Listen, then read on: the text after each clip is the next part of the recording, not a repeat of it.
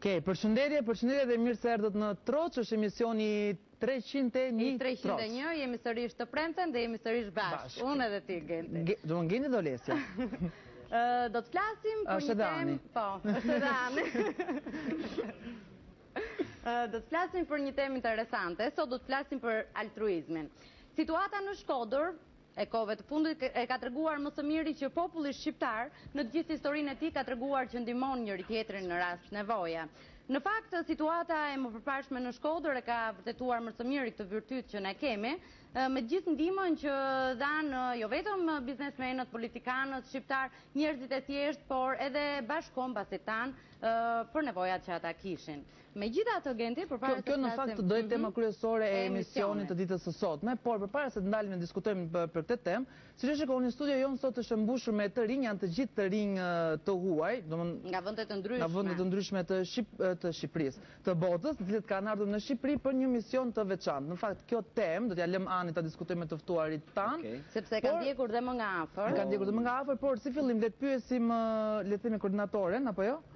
Përshëndetje dhe mirë se erdhët. Si fillim? Dhe mund na thoni welcome. Thank you. Le të pyesim në fillim impresionet tuaja të parë në Shqipëri, your impression in Albania. How they are? Ok, you can talk. Le prime impressioni in Albania? Beh, allora, non è la prima volta che vengo in Albania, però ogni volta che vengo è sempre una cosa diversa perché è un paese in continua evoluzione, tante novità, tante cose brutte, ma anche tante cose belle. E poi, insomma, incontrare sempre persone che sono occupate nel sociale, con i giovani, è sempre una cosa positiva, specialmente per un paese come l'Albania che, a parte i giovani, a parte la volontà e la grinta, ha tanti anche altri problemi, insomma, ultimamente anche quello che è successo. Ok, përkthejmë pak edhe për dëgjuesit tanë. Sapo tha që Sergio nga Italia, i cili sapo tha që nuk është herë parë që vjen në Shqipëri, por sa herë që vjen e shikon Shqipërinë plot me ndryshime, sepse jemi një vend që ka vazhdimisht ndryshime, evulon, janë të rinj të cilët merren me projekte me gjëra të ndryshme për të mirën gjithmonë tonë këtu, por ama sigurisht si një vend kemi edhe mjaft probleme. Okej, dëgjojmë diçka tjetër? What do you like most about Albania? Nothing, I think, or nothing. Well, for me it's the first time when I'm coming here. You are? I'm Maria, I'm from Romania. Okay. Është hera parë që vin në Shqipëri, Maria nga Romania. Okay. This is the first time for me in Albania, and I found really interesting the city of Tirana. Tirana I duket shumë qytet interesant. The most beautiful thing I see here is the building. Maria si kam bërë shumë përshtypje ndërtesat, po diskutonim dhe çfarë këtë pjesë, I really love the idea of painting the buildings. Ajo e pëlqen shumë idenë shumë ngjyrshmërisë lirës ndërtesave, ballateve. And beside the buildings, I also like the people that I meet here. Përveç ndërtesave sigurisht që më pëlqejnë dhe njerëzit që unë kam takuar këtu. I find them very open-minded and very sociable, and I think we will getting along very okay. I gjej shumë open-minded është term i mendje hapur dhe shumë të shoqërueshëm. So that's it. As a first impression. Okay. So Ramses has the microphone. Okay. Okay. I agree with all that Maria has said. Jam dakord me çfarë tha Maria. Yeah. And I don't know. Yeah, it's very amazing how different it is from our respective countries. Është shumë mahnitse sa ndryshe është Shqipëria nga vendet respektive që ne vim. We don't realize how different it is until you come here and you see the reality and the background and the context we're in. Dhe nuk mund ta kuptosh sa ndryshe që është derisa ti të vish këtu dhe të shohësh backgroundin që e rrethon dhe të shohësh lidhjet që ka. Okay. Mirë. Rendisim Ani shkurtimisht vendet të cilët kemi sot në studio. Kemi një mini OKB të vogël. Okay. In studio present are Romania, is Spain, is Serbia. Okay, Shqip. Është Rumania, Serbia. Është Italia, është Egjipti dhe Turqia. Edhe Maqedonia. Okay. Mirë, folëm po, dise? Let's speak about the project. Flasim që Ani ti e ke ndjekur Po, unë isha sot në projekt, biles gjëruam edhe plane gjatë pjesës që ata bën ato lojrat edhe gjatë, si thuash ati, workshopit që u zhvillua aty. Tema sotme ishte të drejtat mbrojtja të drejtave të njeriut dhe u vun në skenë nëpërmjet disa image frames që u quajtën, do me thënë disa skenave që vjeshin një grup në... Vedemi pantomima. Kemi edhe materiale. Pantomimash, por pa lëvizje, ishte thjesht një image, do me thënë krijoj një skenë dhe grupi mbylltes këto janë dhe pamjet nga diskutimet që u bën për këtë. Mund të flasim më gjërësisht. I don't know who wants to speak more. Kemi vajzën tonë. Marksida. Atëherë, projekti titullohet Edukimi të drejtave të njeriut nëpërmjet nismave të reja bashkëmoshatare, pra të rinjve. Në vetvete synon të trajnojnë këta të rinj mbi të drejtat e njeriut në një kontekst më të gjerë se sa realiteti tyre lokal. Ajo që Ani shpjegoi është e vërtet, ne sot kemi pasur një përcjellje të realitetit lokal nëpërmjet imazheve të teatrit, ato përcjellin në realitetet e tyre, në vendet e tyre, por që kjo është sa e ndryshme dhe e njëjtë përtej nacionalitetit që ne përfaqësojmë. Pse ky projekt nëse mund të them? Pse në Shqipëri? Projekti ka ardhur si rezultat i një bashkëpunimi të mëparshëm në vende të tjera me këto organizata. Është në kuadër të programit Youth in Action ose Rinia në Veprim, lançuar nga Komisioni Evropian dhe Këshilli i Europës në Bruksel. Ne menduam që duke qenë se kemi patur mundësinë që të takojmë kultura të ndryshme, t'i takojmë këta persona nga afër në vendet ku ato janë, menduam që t'i sillim dhe këta këtu të përcjellin kulturën tonë dhe të japim eksperiencat dhe realitetet tona duke qenë së bashku dhe duke ndarë njohuritë së bashku. Besojmë që bëhet më së miri, duke qenë se dhe programi Youth in Action është i ndërtuar mbi bazën e edukimit jo formal, të mësuarit duke bërë dhe të mësuarit duke qenë prezent, i bazuar në një edukim jo formal më shumë se sa formal, ashtu siç jemi mësuar në për auditoret e universiteteve apo të klasave. Dhe kjo e bën më dinamik projektin, më interaktiv dhe njohuritë që jepen aty përcillen më së miri duke promovuar vlera në një dimension europian për te i backgroundit ton personal. Unë do doja ta kaloja pak më kështu specifike se sa që foli Marsi, sepse ishte shumë generale këto fjalët që thuhen si koordinator, normalisht. Russia është nga Egjipti. Russia is from Egypt. So tell me something about this experience these days. How long are you staying in Tirana? Pra më thuaj diçka më shumë për shtypjet e këtij projekti, për sa ditë keni qenë në Tiranë? Well, it's I think the first time for our group, for the 3 participants from Egypt, to be in Albania. Ishte hera parë për 3 pjesëmarrësit nga Egjipti që jemi në Shqipëri.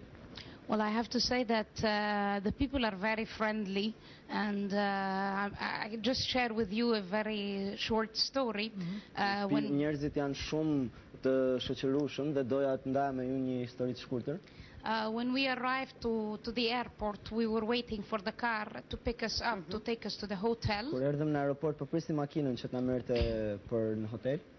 And then when we were waiting, we found an old Albanian lady, and she kept talking and talking. She heard us speaking in Arabic, and she found it strange. So she kept talking to me. Takuam një zonjë të vjetër e cila vazhdonte vetëm na fliste, meqense ne po flisnim arabisht dhe ju duket çuditshme. Yeah, and I found it very rude that I cannot reply to her. So I took out the paper with the information bulletin, and then I kept looking for, I don't understand. I said, no koptoj, and then she started laughing and she took the paper from me, which was also in English. So mua më duk shumë e pasjellshme që nuk mundesh ati përgjigjesh mbrapsht dhe më mora fjalorin, si thua, dhe gjeta fjalën nuk kuptoj. Edhe ajo mori letrën edhe. Yeah, so I have to say, I mean, the woman was very friendly with us, even though, I mean, we couldn't communicate. We were lost in translation. Që gruaja ishte shumë e komunikueshme me Russian, megjithse ajo nuk kuptonte asgjë. But I wanted to know something specific about the project, about the work these days. Doja dija diçka më specifikisht në lidhje me punën që keni bërë gjatë kësaj dite, gjatë kësaj kohë. Well, first, it's the first time for us to meet with the participants from countries like Serbia, Macedonia, and Albania. Pra është kontakti i parë me pjesëmarrësit nga Serbia, Maqedonia dhe Shqipëria dhe vendeve tjera.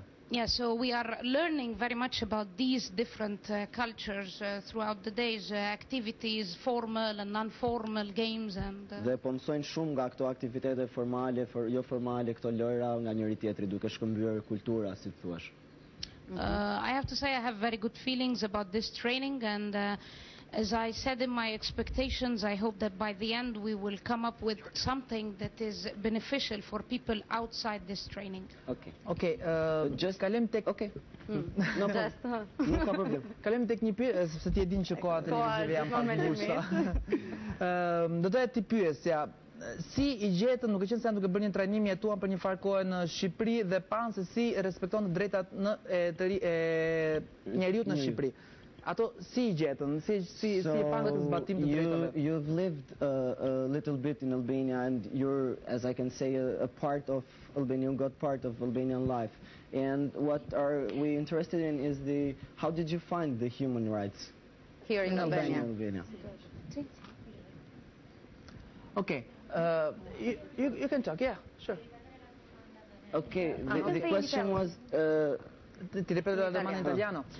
Siccome avete vissuto per un po' di tempo qua in Albania, avete visto un po' come la vita qua, come trovate i diritti umani qua in Albania? Come vengono... I diritti umani sono... Io vengo dall'Italia, è qualcosa di diverso, è percepito in modo diverso da ciascuna cultura. Të drejtë njeriut, duke qenë se vjen nga Italia, është një fenomen i cili perceptohet dhe kuptohet ndryshe në çdo vend. E abbiamo avuto modo anche di vedere questo con i ragazzi appunto, di culture differenti, perché alcune cose sono prioritarie magari per una cultura di tipo europeo, per chi viene da un contesto balcanico ci sono altre priorità, per esempio. Dhe patën mundësi ta shikonin këtë ndryshime edhe tek të rinjtë të tjerë që vinin nga vende të ndryshme, duke marrë parasysh për çdo kulturë ka një prioritet, se janë të ndryshme dhe duke qenë se këto vinë nga zona e Ballkanit. È la seconda volta che vengo in Albania e io sono innamorata di questo paese e conosco anche abbastanza bene la vostra cultura. Dhe gjen shumë mirë kulturën tonë, pëlqen. Duket që e njeh. A me in quanto italiana colpisce moltissimo la situazione in negativo, per esempio ancora di molta povertà, molta più povertà che in Italia, molti bambini per strada. Dhe duke qenë se vjen nga Italia, e vret fakti që këtu në Shqipëri ka shumë varfëri gjithmonë në krahasim me Italinë. Però sono anche estremamente sorpresa del fatto che Është befasuar me faktin që qui la gente riesce a convivere veramente bene. Që njerëzit arrin të bashkëjetojnë mjaft mirë. Sì, ci sono diverse religioni, è qualcosa che raramente si vede in Europa. Duke qenë se ne kemi shumë fe, shumë besime të ndryshme në Shqipëri dhe ne arrim të bashkëjetojmë më së miri. Dhe kjo është një befasi, një anë pozitive kundrejt anës negative që tha pak më parë. Okej, grazie. Mirë, ndonjë gjë të fundit, merak të fundit që keni për të thënë. Anything that to conclude with? Anybody wants to say something? Posso dire qualcosa? Io volevo dire, per ricollegarmi a quello che diceva Cinzia, che condivido assolutamente, una cosa molto importante è che dal mio punto di vista i governi, nga pikëvështrimi i Sergjos, qeverit, che il governo albanese in questo caso dovrebbe dare il massimo supporto alle associazioni e alle organizzazioni giovanili che si occupano di diritti umani. Shqiptarë do të japin më shumë prioritet dhe mbështetje organizzatave të tilla, perché è un dato di fatto, dove le istituzioni non possono arrivare, le associazioni possono arrivare, sono più sul territorio e sono più vicine alle persone, cosa che la politica oggi difficilmente riesce a fare. Sepse është fakt që aty ku institucionet nuk arrin, institucionet zyrtare nuk arrin të depërtojnë, janë pikërisht këto shoqata të cilat arrin të implementojnë më së miri këto projekte dhe të bëjnë diçka në terren. Sappiamo che il governo albanese è molto vicino alle associazioni, però sappiamo anche che può fare molto di più e siamo sicuri che lo farà. Qeveria shqiptare është shumë afër këtyre shoqatave, por që ka mundësi të bëjë akoma më shumë. Grazie. Okej, grazie a voi. Grazie. Mirë, besoj kaq ishte koha që ne kishim dispozicion për ju. Ju falenderoj shumë që ishit këtu me ne në studio.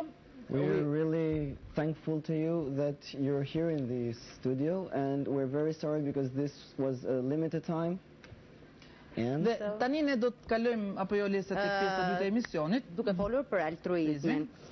Dhe para se të kalojmë do të kemi një material. Do të kemi dhe të ftuar, sigurisht. patjetër që do të flasim për këtë temë, do të kemi reporterët tanë, do të kemi dhe të rinjtë të Parlamentit Rinor, megjithatë këto do t'i shpalosim në pjesën e dytë. Tani do të ndjekim një material i cili flet për studentët e vitit parë në degën e sociologjisë në Fakultetin e Tiranës, në drejtimin e pedagoges Majlinda Keta, të cilët duke marrë spunto le të themi nga ngjarja e fundit që ka ndodhur në Shkodër, e cila na ka prekur të gjithëve, kanë ndërmarrë një nisëm në ndihmë të këtyre të fëmijëve, të familjeve të përmbytura me titullin Me zemër motre, me zemër nëne.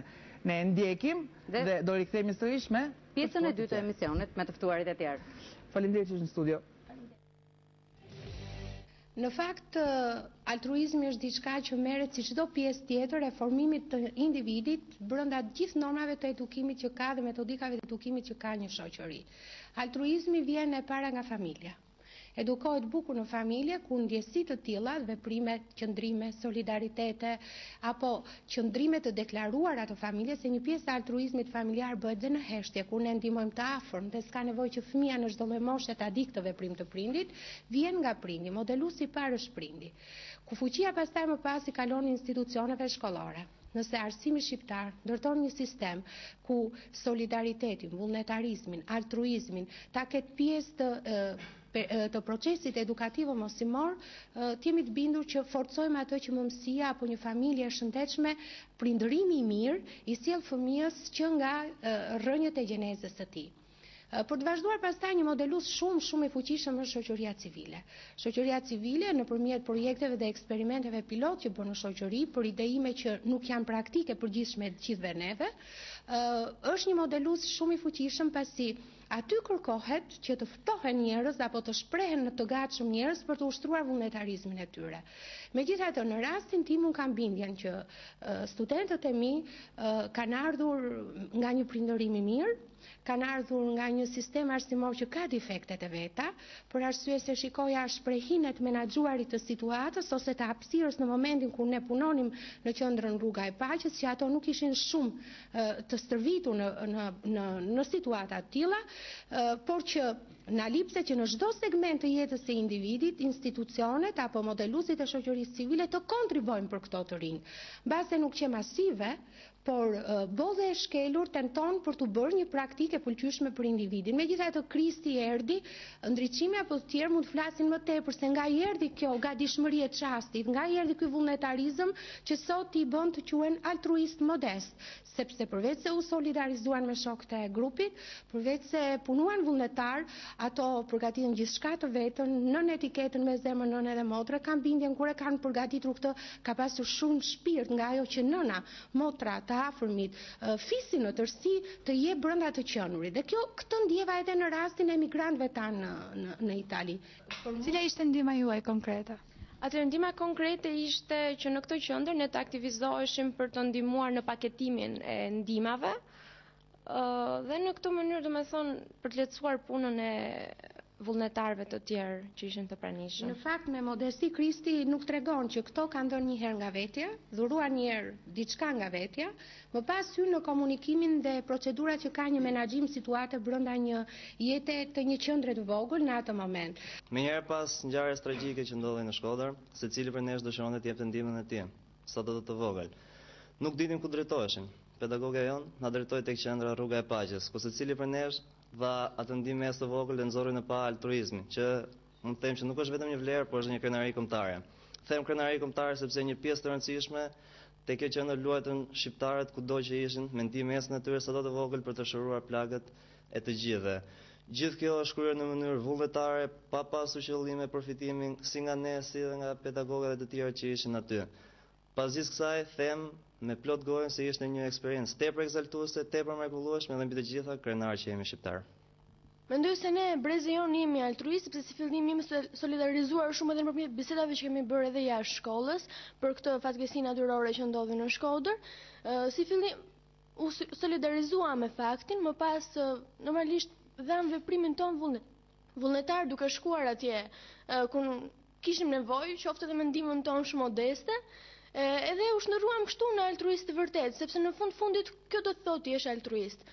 Të vësh mirëqenien e të tjerë para mirëqenies tënde. Cila është ndjesia jote pas këtij veprimi që keni kryer, veprim altruist? Po normalisht është më i lumtur sepse kur shoh në televizor ndihma të shumta që janë akoma duke shkuar, mendoj se dhe unë jam një pjesë e tyre dhe unë kam dhënë ndihmën time.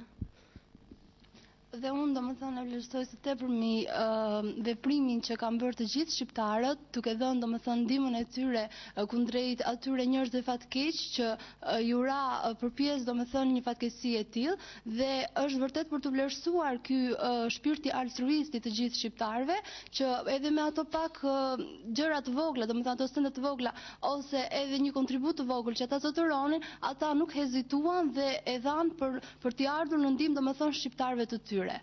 Kjo ishte domethënë ajo që unë doja të thoja. Gjithsesi, ajo që doja të shtoja ishte se të gjithë shqiptarët domethënë e kanë këtë karakteristikë dhe unë kam vetë domethënë kam përjetuar një eksperiencë të tillë do ta quaja në qytetin tim ku banoj, në Kuçov, ku së bashku me një grup shokësh dhe me mësuesen tonë kujdestare ndërmorëm një nisëm të tillë, pra për shkak të shokut të tonë të klasës, i cili kishte një sëmundje shumë të rëndë dhe operacioni që ai do të kryente kërkonte një shumë të madhe parash. Normalisht familja e tij nuk mund ta suportonte një shumë të tillë dhe ne të gjithë së bashku ishte korrik dhe ka qenë vërtet domethënë një ditë shumë e nxehtë, të gjithë u shpërndam në për fshat edhe në qytet ku trokitën në çdo portë dhe aty të gjithë domethënë dhanë një pjesë të vogël të atyre që zotëronin. Normalisht ishin shumë nga më të ndryshmet, nga më modestet, por edhe nga ato që ishin më të mëdha për shkak të atyre që kishin më tepër. Pra ishte diçka që ndoshta nuk mund të themi se ja hoqëm të gjithë operacionin shokut ton, por ishte e rëndësishme gjesti që ne ndërmorëm, ndihma që ne i dham këtij njeriu dhe ishte domethënë vërtet për tu vlerësuar dhe ishte një eksperiencë e cila mendoj se do mbeti në kujtesën time për një periudhë gjatë kohore. Ja ku jemi në pjesën e dytë të emisionit, tashmë me një panel tjetër sepse do të flasim për ato që anoncruam dhe në pjesën e parë për altruizmin. E lidhëm këtë me atë që ka ndodhur në Shkodër, me situatën e ditëve të fundit në Shkodër, ndaj dhe kemi të ftuar përfaqësues të Parlamentit Rinor të Shkodrës. Koordinatori Blendi Dibra, koordinatori Parlamentit Rinor dhe drejtori qendrës së Rinore Sajmir Beqiragaj. Ndërkohë kemi dhe sociologun zotin Gëzim Tushi që do të flasi për këtë situatë. Sigurisht edhe reporterët e Troçit që nuk mungojnë asnjëherë në studion tonë. Kemi edhe dy parlamentarë të rinj nga qyteti i Shkodrës. Po. Unë do t'i drejtohesha si fillim zotit Gëzim. Situata në Shkodër na bëri të dukemi më shumë altruist, do me thënë të gjithë njerëzit ndihmuan, kjo na bën të jemi vërtet më altruist, ndërkohë që në ditët e sotme shpesh herë na ndodh të ankohemi në bisedat përditshme për egoizmin, që njerëzit janë bërë shumë të ftohtë, janë bërë egoist. Kjo situatë që ka ndodhur në Shkodër, këto ndihma që gjithkusht është munduar, do me thënë edhe ata njerëzit më të thjeshtë dhe bashkëdetarët, përveç politikanëve dhe biznesmenëve, na ka bërë të ndjehemi më altruist, si mendoni? Është shenjë më e madhe altruizmi? Unë them kështu, rasti, precedenti dhe fatkeqësia që ndodhi në Shkodër ishte një tronditje e madhe, jo vetëm në pikpamje të dëmeve që solli për njerëzit dhe ato fatkeqësi që vërtet ishin apokaliptike dhe shumë shqetësuese, por më duket që solli dhe një ridimensionim tek shumë njerëz, një rikthim në disa vlera që janë konsideruar tradicionale, shpesher konsiderohen të vjetra, për shkak sepse kjo shoqëria moderne që është bërë ashtu siç thatë ju, që është e udhëhequr nga kjo ideologjia liberale e individit, që do të thënë vetëm individi i suksesshëm, vetëm individi vetë mjaftueshëm, vetëm ai që i plotson vetë nevojat e tij dhe që s'ka nevojë për njerëz të tjerë, apo jo? Sepse ky njeriu më saktë, i thënë me një term gjithëpërfshirës, egoist, nuk mendon se ka raste kur edhe kur je i vetë mjaftueshëm dhe kur je shumë i suksesshëm, në jetë ka situata në të cilat ne kemi nevojë për një lloj solidariteti, për një lloj humanizmi, për një lloj altruizmi. Në fakt termi altruist është një çik i madh, është çik pompoz, është çik i fryrë, është pak jashtë realitetit të ditëve tona, me thënë të vërtetën. Sepse altruizmi, një term që u përdor nga sociologu Auguste Comte, rrotull viteve 1830 për herë të parë, është ideja që duhet bësh një sakrificë që është shumë supreme. Domethënë, duhet mohosh diçka shumë nga vetja, madje ka raste kur për altruizmin flitet që mund të mohosh edhe jetën për një ideal të madh, për një qëllim të madh, për një synim të madh, dhe në jetë, në letërsi, dhe në jetën reale, dhe në histori ka pasur. por që të jemi me këmbë në tokë. Në vend që të flasim për shumë altruizëm, do më thënë... Flasim më shumë për humanizëm. Të paktën duhet kemi një nevojë për humanizëm. Duhet kemi nevojë për një lloj solidariteti. Dhe kjo është e vërtetë. Ne s'duam jetojmë në një shoqëri moderne, e cila ka në thelbin e saj, në filozofinë e saj, në marrëdhëniet empirike të saj ka individualizmin. Ky është një realitet i padiskutueshëm. Shoqëria moderne po bëhet individualiste. Domethënë, gjithë dhe më pak njerëzit po mblidhen, po të kurren atë guackën e interesave personale, madje si që shikoni, ka filluar dhe në familje, marrëdhëniet mos janë kaq shumë humane, edhe aty ka rivalitet, ka luftë për pushtet, ka egoizëm, ka ambicie, apo jo, natyrisht, jo si në ambientin social. Në këto rrethana, mendoj që në qoftë se shoqëria do vazhdoj të mendojë si shprehje të modernitetit, ftohjen sociale, indiferentizmin social, braktisjen e të tjerëve, domethënë mos vlerësimin e nevojave, në qoftë se do mbyllet në atë guackën e mediokritetit material personal, e o ta ndjej veten të lumtur, që ka një makinë, që ka një vilë, që ka një pallat, një hyrje shumë të gjerë, apo jo? Po pra, që duhet të mendoj se një ditë mund të ndodhin fatkeqësi që vijnë nga natyra, fatkeqësi që vijnë edhe nga gabimet njerëzore, për të cilat me gjithë suksesin që ke, me gjithë kushtet që ke, një ditë del që dhe ato nuk mjaftojnë. Prandaj, shoqëria jonë ka nevojë që të mos i braktis disa vlera tradicionale.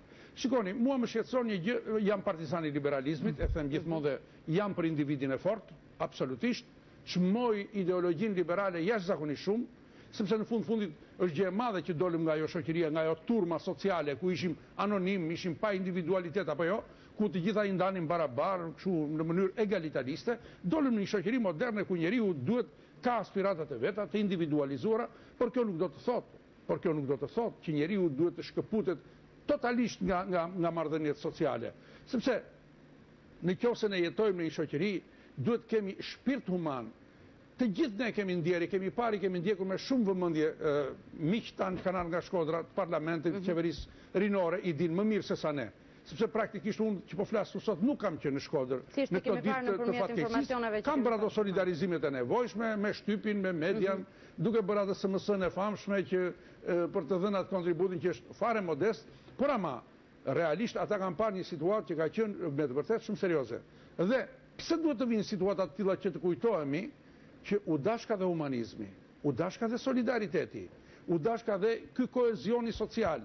Domethënë, nuk mund të atomizohemi ne deri në atë farfeje sa që të mos pyesim më se ç'ndodh në Shkodër, me që unë jam nga Vlora dhe atje nuk ndodhi gjë tani, apo me që momentalisht jetoj në Tiranë dhe këtu nuk ndodhi asnjë gjë. Jo, kjo nuk është normale.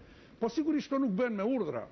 Apo jo, domethënë dhe debati më i madh për altruizmin është ky. Domethënë, këto ndjenjat humane, këto ndjenjat sociale janë ndjenja të lindura tek njeriu apo krijojnë nga shoqëria? Pikërisht kjo është pyetja e dytë që ne kemi në skalet, por para se të marrim një përgjigje më autoritare, më profesionale nga ana juaj, do të pyesja të rinj që ndodhen sot në panel. Pra, altruizmi, si mendoni ju, është një vlerë që e ka vetë njeriu apo që vjen me edukatën nga familja apo nga shoqëria? Si lind njeriu? Unë mendoj që altruizmi, normalisht çdo njeri ka pjesën e altruizmit. Dhe në momentet caktuara, ndoshta kjo ndjej mund të jetë më e fjetur ose mund të jetë më e zhvilluar. Dhe duke u rikthyer ndoshta edhe grupimit ton, mendoj që edhe organizatat mendoj që promovojnë ndjenjën e altruizmit brenda grupit. Se në rast se nuk do të kemi element të altruizmit, atëherë do të ishte vështirë që të ishte një organizatë e fortë dhe fuqishme. Dhe ndoshta duke marrë argumentin pak më gjerë, unë do të thoja se organizata jonë si shprehje e kësaj ndjeje, organizon çdo fund vitit një mbrëmje me fëmijët jetim. Duke parë sepse ato janë disa fëmijë të braktisur, ne dëshirojmë që të shprehim pikërisht solidaritetin ton me këta fëmijë. Dhe duke u rikthyer situatës konkrete, kam shumë dëshirë që ta theksoj këtu që ne kemi patur nga takimet me të rinjt një shprehje të kësaj ndjeje në mënyrën më të fuqishme. Ndoshta në elementin e plot, siç e tha profesori, në mënyrë shumë profesionale, ku të rinjt në mbledhjet, në takimet tona kërkonin që të bëheshin pjesë e trupave të specializuara edhe për të evakuuar personat të cilët ndodheshin në familje. Për të dhënë një ndihmë konkrete. Për të dhënë një ndihmë konkrete, ndonse duhen ekipe të specializuara, ato kërkonin që të ishin pjesë dhe të jepshin kontributin e tyre. Dhe gjëra e parë që ne kemi bërë ka qenë menjëherë kontakti me shtabin e emergjencës, ku kemi shprehur gjithë mbështetjen tonë dhe gatishmërinë ku të gjithë të rinj kanë shprehur në mbështetje të kësaj tragedie e cila ndodhi në qytetin tonë. Mirë, pyesim dhe reporterët tanë, si mendon, si lind njeriu? Po. Para disa ditësh po diskutoja, na njoftuan për temën e altruizmit, edhe po diskutoja me mamin tim. Edhe duhet citoj një shprehje të asaj që mua jam vërtet shumë dakord edhe që është edhe mendimi im gjithashtu. Ajo tha që njeriu nga dal me kalimin e kohës, duke kaluar epokat ndryshme, për shembull po të kujtojmë rilindjen që kishte në qendër humanizmin, që këtu fillon uni. Gjëra të tilla, zhvillime të tilla e bën njeriu që të dalë nga geneza. Geneza, do me thënë, është një lloj misioni përse ne kemi ardhur në tokë, duke lënë mënjan teologjinë, s'ka të bëj, por ne kemi ardhur për të qenë bashkë, të gjithë bashkë, përsa kemi ardhur për të qenë bashkë, dhe tani jemi bashkë përveç. Do me thënë që ai altruizëm që lind me njeriu humbet pak nga pak. Humbet gjatë jetës. Instikti pasoj e asaj që ne jetojmë. Është një reakcion zinxhir që ndodh të gjithë. Për mendimin tim, njeriu si qenie humane lind si me të mirën dhe me të keqen, që janë dy simbolet kryesore. Pra ma është si ai brumi, që si ta kapësh ashtu bëhet, do me thënë. Gjatë jetës ndikon shoqëria, ndikon familja në radh parë, që është bërtha më parë. Ndikon shoqëria dhe në një farë mënyrë le të themi që e sado altruist të jetë, sado në një mënyrë me edukat shumë të mirë që të jetë mësuar. Në qoftë se ai rritet në një shoqëri të tillë ku secili është individual, mendon për interesin e vet personal dhe pa menduar pra hedhë kokën mbrapa për të tjerët, apo qoftë edhe për familjen, siç përmendi profesori më përpara, atëherë ne nuk mund të presim që një person i tillë të bëhet altruist. Ndërkohë ka dhe raste të kundërta kur është mësuar në një ambient altruiste, të themi, që siç thamë që është një term shumë pompoz, por le themi një ne po e përdorim sot. Yes, po, se mësova me të vëllait. Pompoz, duhet të ridimensionuar në kuptim real, në kontekstin e shoqërisë sotme, moderne. Domethënë aftësirat e saj janë më të kufizuara, natyrisht. Po, sepse nuk mund të flitet për altruizëm, sepse mundësia si mund ta marrësh dhe të rinjt, nuk mund të jemi altruist që në këtë moshë. Ne mund të bëjmë me atë çka kemi në dorë, po nuk mund të jemi shumë altruist. Mund të dëgjojmë edhe profesorin. Vetëm diçka që edhe për të ndihmuar në debatin. Do me thënë, ideja është që tek njeriu, thonë sociologët dhe psikologët, ka dy ndjenja kontradiktore që veprojnë përballë njëra tjetrës. Është egoizmi dhe altruizmi. Eksakt. Do me thënë, këtë do thoje ti? Jo, kaq, do me thënë, njeriu ka një qenie. Po, është mësuar me mikrofonin. Dhe realisht, unë do të thosha që egoizmi është një qenie instinktive, biologjike e njeriu që lind bashkë me të, lind bashkë me unin, me identitetin që jam unë, që unë, dhe në një farë mënyre, individualizmi nuk është i keq.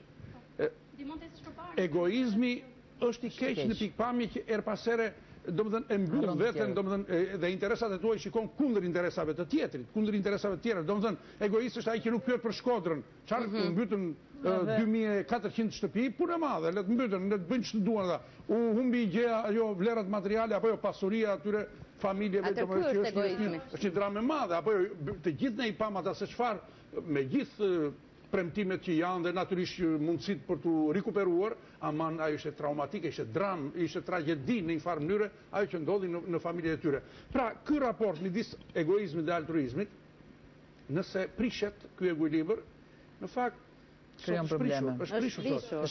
Ose duhen fakte të tilla që të kujtojnë që njerëzit. Ky është problemi. Duhen fakte të tilla që atëherë ka problemi, shoqëria jonë duhet mendoj për të gjetë një mekanizëm qoftë edukativ, me gjithë që janë shumë të dobta, mekanizma sot për ndikuar, në mënyrë që të gjejmë tek njeriu një raport human, midis asaj që ti je vetja, dhe natyrisht unë jam vetja dhe nuk pranoj të bëhem tjetri, unë jam vetja dhe nuk pranoj të shkrijem në turm, unë jam vetja dhe nuk pranoj të marrësh më vëshmë në resht, të më thuash hajde këtu se kam thënë unë, ka thënë ai etj etj. Jo.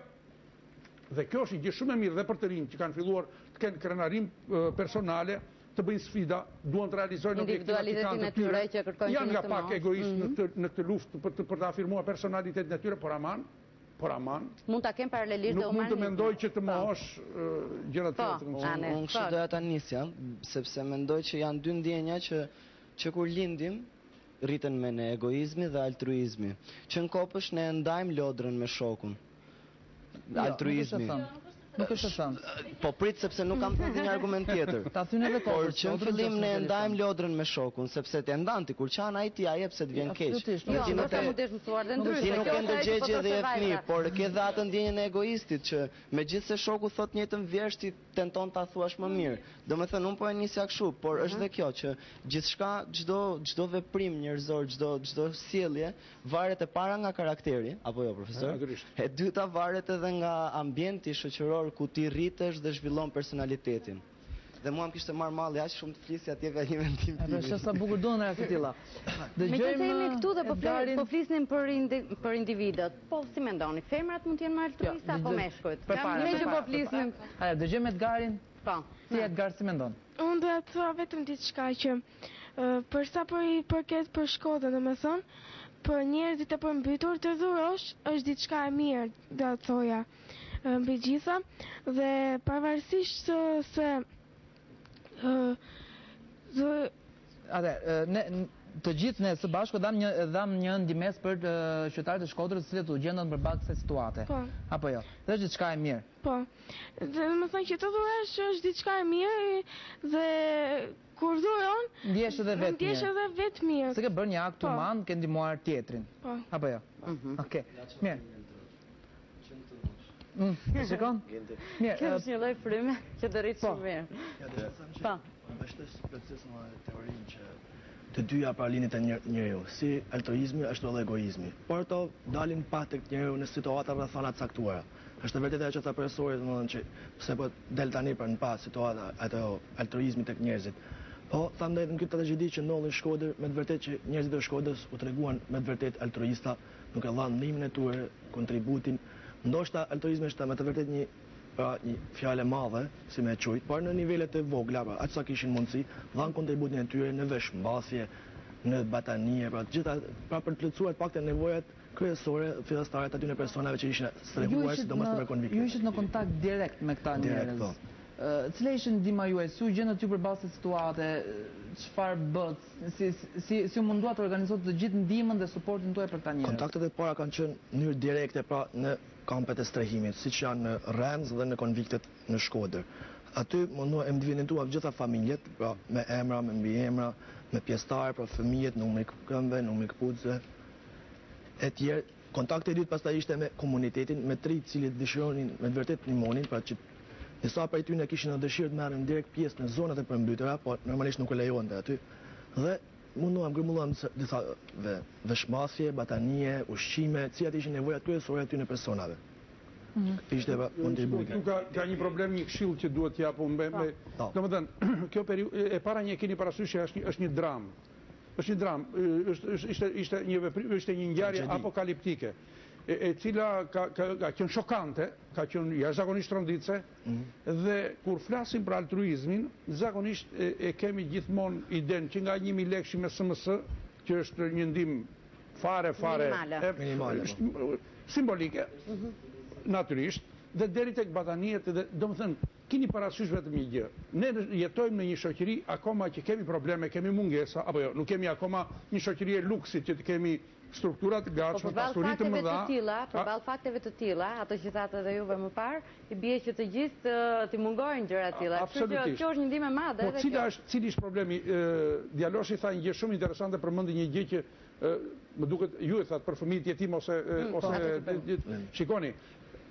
Problemi është që altruizmi, masa me madhe altruizmi duhet të shfaqet pikërisht në aspekte sociale, jo vetëm në aspekte materiale, jo vetëm për batanie, për bukën, për ujin, që janë të domosdoshme se janë ekzistenciale, janë etike, pa ato nuk mund. Në këto raste janë etike. Të tjerat janë filozofira boshe pa atë. Por ama, keni parasysh që imagjinoni një fëmijë në moshën 6 vjeçare, parashkollor, të pësoj një dramë, të shikoj që i shkon ujë në shtëpi gjysmë për gjysmë, që plaçkat përfundimisht marrin fund, babaj dhe nëna të traumatizuar që nuk din të orientohen më në këtë situatë.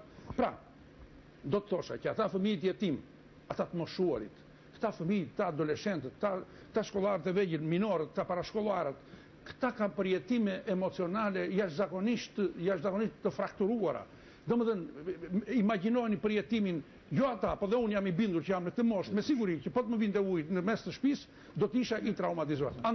Prandaj, më shumë kujdes për fëmijët jetim, për të moshuarit, për ato gratë e traumatizuara, për këta njerëz, sepse nuk ka nevojë vetëm për ushqim, ky është i pari e tham, por ka nevojë, absolutisht, ky është altruizmi. Që ti edhe nëse s'ke mundësi, sepse altruisti nëse s'ka mundësi, dhe një s'ka mundësi nuk ndihmon dot, ama të ndihmon dhe me fjalën e mirë, me këshillën, me mendimi që ti shqetësohesh për ato që po ndodh. Fakti që ti solidariteti, humanizmi, domethënë disa tregues të tillë që janë poshtë altruizmit, siç janë humanizmi, solidariteti, janë të domosdoshëm. Nuk ka pse ta ftojmë shoqërinë kaq shumë. Unë vërtet thash jam partizani liberalizmit, po jo deri në këtë pikë sa ne të atomizohemi sa që ti të mos pjesësh më përgjitonin. Madje kemi filluar të largohemi dhe nga motra, dhe nga vllai, domethënë dhe për ata bëjmë ndonjë telefon. Nuk është gjë e mirë, është një deformim shumë i madh i shoqërisë. Ta kompletuar. E kuptoj. Nuk e di nëse mund të ndesh edhe diçka po, patjetër mund të për ta kompletuar. Unë mendoj që një ndër elementat kryesorë të altruizmit është shprehja e lirë e vullnetit të atij që dëshiron të kontribuojë. Për mendimin tim, në rast se do të shkohet dhe të thuhet që na jepni nga 1000 lekë, na jepni nga 5000 lekë, mendoj që personi nuk është në kushtet e altruizmit pastaj. Dhe pikërisht kjo ka qenë ideja jonë, të cilët ne jemi ndjerë të befasuar, sepse kanë qenë të rritë me dëshirën e tyre, kanë ardhur qoftë me pjesëmarrje, kanë ardhur qoftë duke thënë duhet të ndihmojmë me kontakte ose duhet të ndihmojmë me ndihmë, çfarë kena mundësi dhe kur organizojmë mbrëmjen e fëmijëve jetim, ne pikërisht ashtu siç thatë ju i thojmë edhe pjesëmarrja juaj është një shprehje e ndihmës ndaj atyre fëmijëve. Pra nuk vendosim barriera. Edhe diçka dosha të thoja që mendoj që vendi jonë një element i tillë është goditur te i maset nga sistemi totalitar që kemi patur për 50 vite me radhë. Për arsye sepse atëherë nuk ka pas altruizëm. Altruizëm me urdhër nuk ka. Ky është mendimi jonë dhe faktikisht edhe në punën tonë si shoqat me bazë vullnetare, ne kemi fije problem me termin vullnetar, sepse ndoshta instinktivisht japin kontributin e tyre, por nëse i thojmë do vini vullnetar, sigur ka një alergji populli ndoshta nga fjala vullnetar. Personalisht banoj në një pallat që është bërë me kontribut vullnetar, por faktikisht aty kanë qenë punëtorë që kanë punu me dhunë, nëse mund të shprehem kështu. Ky është një problem shumë i madh. Ky, domethënë, keni parasysh një gjë që këtë ngatrojmë që të gjithë. Po të vini re, nuk shton gjë. Ai vullnetarizmi imponuar i sistemit totalitar, ai humanizmi jo human, si thua, e asaj shoqërie, ku njeriu ishte një qenie totale, sociale, domethënë ishte vetëm qenie sociale, pa privatësi, pa individualitet, pa jetë private apo jo. E ke parasysh që do thuaj të dielën do dalim të lagjen. Absolutisht. Aman ka një gjë, që kjo ndjenjë e individualizmit të sotshëm dhe kjo mungesë e komunitarizmit dhe kjo mungesë e vullnetarizmit. Shikoni, në qoftë se ka një shoqëri që ka vullnetarët më të mëdhenj, jo në kuptimin komunist dhe totalitar të termit, janë amerikanët. Janë amerikanët. Ata që kanë bërë ata dheun e tyre. Dhe keni parasysh që është një shoqëri multikulturore, multietnike, me por aman amerikanët që nga viti 1830, kur atje u zbulua për herë të dytë nga Europa, si thua që shkojti ai aristokrati i famshëm Alexis de Tocqueville, ajo që i bëri përshtypje në Amerikë, ndryshe nga kontinenti evropian, ishte që atje kishte shumë vullnetarizëm. Amerikanët thotë ai grumbullohen për të pastruar kanalet, grumbullohen për të thelluar lumin, grumbullohen për të bërë kishën, grumbullohen për të bërë burgun. Se këtu mund ta ngatrojmë pak edhe me ndjenjën e komunitetit. Do të thonë se sa me altruizmin. Kam të mendim që dikojnë të dyesh pak ashtu një gjë. Amerikanët kanë një kapitalizëm shumë të theksuar se ne, por duan të besojnë që ekziston altruizmi. Faktikisht, ai është më utopik atje mendoj se sa këto. Po kur do të thuash kapitalizëm më të theksuar e nënkupton më të keq. Kemi mbërritur, ani dakord, jemi drejt fundit dhe unë dua të bëj edhe një pyetje të fundit profesorit, por dhe juve të gjitha. Me që folëm, përdorëm njerëzit egoist, treguam situatat konkrete që na ndodhin, Mund të themi që altruizmi është një fenomen në zhdukje tek ne? Filloj me djalin dhe dëgjojmë si përfundim mendimin e profesorit dhe mbyllim. Sepse jemi shumë shkurt. Shumë shkurt. Me pyetjen për altruizmin edhe të kthejna nga Amerika, siç thonë ata. Jo, Amerikën, do flasim për ka rregull punën e saj. Në aktivitetin e fundit, më thonë që ne kishim me Sajmin me të gjithë të që ne bëjmë pjesë, që shprehem altruizm, ishim në një mbledhje të shoqatës tonë, edhe në moment dhe më thonë që sapo u tha një program që të bëjmë një ndihmë për këto pasoja që kanë nolë, më thonë ato në moment mbledhja dytë ka qenë mas 2 orësh dhe të gjithë kanë sjell nga shtëpia atë çfarë kishin mundësi për të ndihmuar. Mund të themi që është në zhdukje apo jo? Shikoni, që është në reduktim, që këto ndjenjat sociale janë në rënje, absolutisht janë në rënje. Megjithatë, janë dhe në transformim. Dhe ne, në qoftë se do bëjmë krahasime që do kërkojmë, ato ndjenjat jenë siç kanë qenë dikur në atë shoqëri që ishte e tjetër lloj, tjetër natyrë, do bënim gabim. Ato jetojnë në një kohë tjetër dhe ne duhet përpiqemi që t'i mbajmë ato që janë të dobishme për shoqërinë. Që mban akoma domethënë lidhjet familjare që është më afër. Unë kam shumë bezë të ndërpres, por do ta mbyllim. Ti do ta mbyllim? Koha mbaroi. Ju falenderojmë të gjithë të ftuarit që ishin sot me ne në studio, zotin profesor Gzim Tusha, të ftuarit nga Shkodra, reporterët tanë, juve që në ndoqët, bashk me Anin dhe kolegën tjerë, do rishikoni sërish të premtë në ardhshme, bashkë mirëpafshim.